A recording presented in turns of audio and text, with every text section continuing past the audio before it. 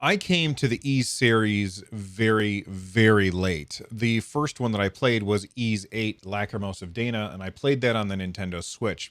And I have to be honest, I didn't play that game very much. It didn't hold my attention very well. And it's not because it's not a good game, because what I played of it, I really did enjoy. But I had just finished dozens upon dozens of hours of Xenoblade Chronicles 2, and I needed a palate cleanser from moving from one action combat JRPG to another action combat JRPG. And so I didn't put a lot of time into Ease 8, but everything that I played I enjoyed. So when Ease 9 came out, it was definitely a game that I had on my radar, but because I hadn't put enough time into 8, it wasn't anything that I was going to rush out and get right away. Luckily, Google sent a review copy of Ease 9 Monstrum Nox on Google Stadia, and so I've been playing with it for the past couple of days. I gotta say, I'm really enjoying it.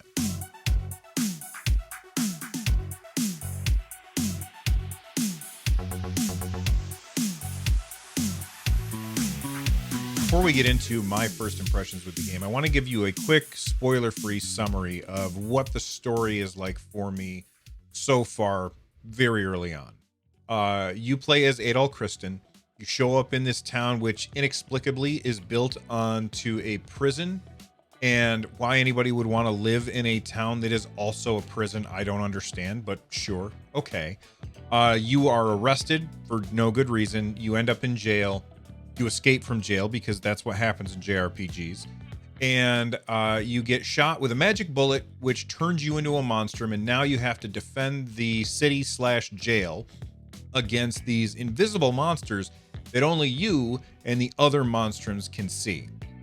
It's a really weird story, but it's definitely interesting. Let's talk about the graphics. The lighting is okay. The textures are okay. The graphics are just kind of okay, but that's fine with me. I don't play games for graphics. It's always cool when games look really, really pretty, but it's not the reason that I play these games. So the graphics just being kind of meh, that's not a deal breaker for me. The music in the game is very familiar to me. I almost feel like I've heard some of these songs before. Like there was a scene that I was playing recently, and I swear to you, it sounded like it was straight out of Final Fantasy 14. Like I was almost positive that they had just literally downloaded music from Final Fantasy 14 and put it in the game. I'm sure that that's not true, but that's what it reminded me of. And that's a big compliment because the music in Final Fantasy 14 is fantastic. So the idea that this music reminded me of that music is a really, really good thing. The voice acting, however, is pretty subpar. It is available in Japanese and English. I'm assuming the Japanese voice acting is probably great, and then they did a low-budget version of the English voice acting. Not saying that the voice actors did a bad job, but you know, you only have so many takes with a lower budget, and maybe they just didn't capture the real feel so far. I feel like English voice acting in JRPGs tends to be subpar, in my opinion. That might be a personal taste issue, though. Like, it might just be that I personally don't like that style of voice acting that tends to end up in JRPGs. I like the story, I just don't like the way that they deliver the lines. I'm not sure if that's a Bill problem or that it's just bad. Where the game really shines is the combat. You've got it's action combat. You've got a lock-on button, so you can lock onto an enemy, and then you can use the right stick in order to switch between different enemies at any time. You've got a dodge ability, which, you know, if you time that exactly right, you'll get some bonus attacks. And then you run up to the enemies and you spam your attack in order to build up your SP gauge. As you build up your SP gauge, you can then use that SP gauge in order to use your skills. So you'll have 4 skills that you can put on your face buttons at any time. And I'm assuming that you'll end up getting more skills than you can have on your bar at one time. So you have some decisions to make, some customization to do. And basically you unleash your skills by holding down the right bumper and then hitting one of the face buttons. And so you'll have skills that'll knock enemies up in the air and skills that'll stab them a bunch of times in front of you. And you can get like bonus points during combat by juggling your opponents a little bit, which is very, very cool. I found that the longer that combat went on, the more I enjoyed it.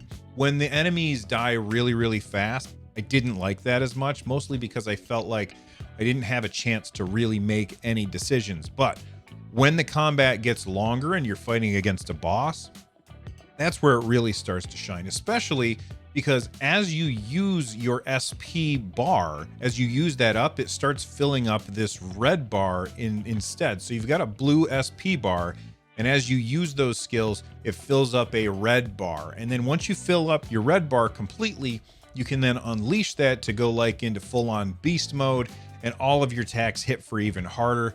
It's this really cool loop of spamming your abilities in order to fill up your blue bar, and then spending your blue bar in order to fill up the red bar so that all of your attacks are more powerful. In addition to the spamming and the skills and the super skills that I talked about, your character also has another ability called Crimson Line, which very much reminds me of what Noctis could do in Final Fantasy 15. In Final Fantasy 15, he could look off to a spot, hit a trigger, and end up in that spot. You can kind of do that in this, and you can use it in combat, which is really cool because you can dodge away from a big attack and then immediately jump back into the fray without losing even a moment. However, you got to keep in mind that this depletes, I think it's a gift bar is what it's called, and then you can't use it again until the gift bar fully fills up again. So you can't just spam this as an ability, but it really allows you to get in and out of combat very quickly. Combat is incredibly fast-paced in Ys 9. I'm really, really enjoying it. In addition to all of that, you also have other characters that are fighting alongside you. They all have special support abilities that they use automatically on their own that you don't have to really control. But with you and I believe it's 5 other characters fighting on screen all at the same time, the battles can get pretty crazy looking. I've seen people capture things like on the Nintendo Switch where there's a bunch of slowdown. I haven't run into any slowdown on the Stadia version at all. But overall, the combat in this game is my favorite part. You also have the ability to decide when combat's going to happen. So as you're wandering around the city prison, you'll see like these black pillars sticking out of the ground, and if you go up and touch them, it will then expand and you'll see the monsters that you can fight that nobody else can see. You can fight those monsters in order to basically spam up some XP. Throughout the map, you will find these things called miasma vortices. By going up to a miasma vortices, it's going to start a quest for you to go in to what is called the Grimwald Nox and fight against these monsters that are in there. The monsters are called, and I'm probably going to pronounce this wrong, lemurers, and I'm just going to call them monsters though. And they come at you in waves. The way that the Grimwald Nox works is that you are summoned along with all of the other monstrums to defend a sphere, which is like this weird pillar. Now, while you are defending this sphere, it is being charged up by the person who ended up turning you all into monstrums.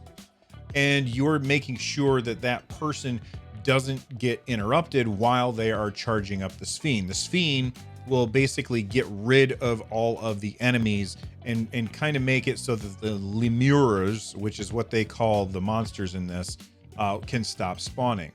The monsters come in waves, and you have a certain number of waves that you have to get through in order to charge up the sphere. The sphere charges faster depending on how well you're doing in battle. So in the top middle of the battle screen, you will see this big red and blue bar. The blue side shows you that you're doing well. The red side says that you're not doing so hot. So the blue side will go up when you're defeating enemies, when you're doing really good combos. The red side will go up when the enemies are spawning or when you're getting hit too much. If you have a lot of blue on that bar, then the Sphene will charge up faster. If there's a lot of red on the bar, then the Sphene will charge up slower.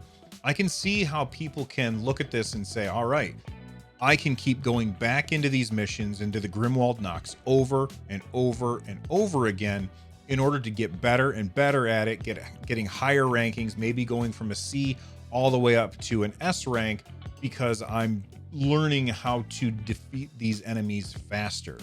By defeating the miasma vortices, it will remove barriers and unlock more portions of the map. I'm assuming that this is how they kind of channel you in a very linear fashion, probably for the first few chapters. And then, as most JRPGs do, it unlocks and gives you more options later on in the game. Overall, I'm really enjoying Ys 9 Monstrum Nox, and I think that if you're a fan of action-based JRPGs, you will probably enjoy it as well. Let me know what you think of Ys 9 Monstrum Nox in the comment section down below, and if you haven't already, click on subscribe because it absolutely does help, and click on the like button to tell YouTube to show this video to other people. Before we get out of here, make sure that you look at my cat.